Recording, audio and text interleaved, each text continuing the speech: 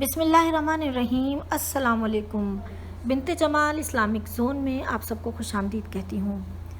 حج کے ضوابط جاری کر دیے گئے ہیں اور بیرون ملک کے عازمین ان کے لیے بھی کچھ شرائط و ضوابط ہیں، کچھ اہم ہدایات ہیں جو ان کو انجام دینا لازم ہے۔ تو اسی سلسلے میں آپ سے بات کر رہی ہوں۔ آپ اس ویڈیو کو آخر تک دیکھیے، انشاءاللہ یہ ویڈیو آپ کے لیے بہت فائدہ مند ثابت ہونے والی ہے۔ وزارت صحت نے اس سال اندرون ملک اور بیرون مملکت سے عازمین حج کے لیے کچھ اہم شرائط رکھی ہیں، کچھ ضوابط رکھے ہیں جن کی پابندی لازمی ہے۔ ان میں سے ایک یہ ہے کہ کرونا ویکسین کی شرط عائد کر دی گئی ہے اور یہ ویکسین ذی الحجہ سے قبل لگوانی لازمی ہوگی۔ ویب نیوز عاجل نے اپنے ذرائع کے حوالے سے خبر دی ہے کہ اس سال حج 1442 ہجری جو کہ 2021 میں ہوگا، وزارت صحت کی جانب سے مقرر کیے جانے والے ضوابط میں یہ بات کہہ دی گئی ہے کہ اندرون مملکت سے جو حج کے لیے بھی جانا چاہتے ہیں انہیں چاہیے کہ وہ ذی الحجہ سے قبل کرونا ویکسینیشن کا کورس مکمل کر لیں۔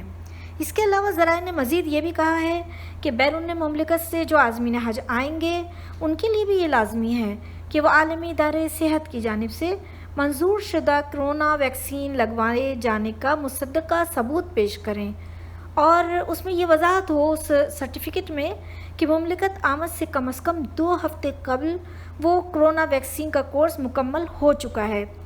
اور اس کے علاوہ مقررہ ضوابط میں یہ بھی کہا گیا ہے کہ حج سیزن میں کام کرنے والوں کے لیے بھی یہ لازمی ہوگا کہ وہ مملکت میں منظور شدہ کرونا ویکسین کی خوراک حاصل کر چکے ہوں۔ حج سیزن میں کام کرنے والے یعنی اپنی خدمات حج کے موقع پر انجام دینے والے مستقل طور پر ماسک لگانے کے بھی پابند ہوں گے۔ اس کے علاوہ اس سال حج کے لیے مقررہ ضوابط کے مطابق مملکت آنے سے زیادہ 72 گھنٹے پہلے کا PCR ٹیسٹ کرنا لازمی ہوگا، یعنی جو PCR ٹیسٹ ہے وہ 72 گھنٹے قبل کیا گیا ہو۔ مملکت پہنچنے والے عازمین حج کو 72 گھنٹے کے لیے کوارنٹائن کیا جائے گا، جس کے 48 گھنٹے کے بعد مقررہ منظور شدہ فیلڈ سروس کی ٹیمیں عازمین کا دوبارہ کرونا ٹیسٹ کریں گی۔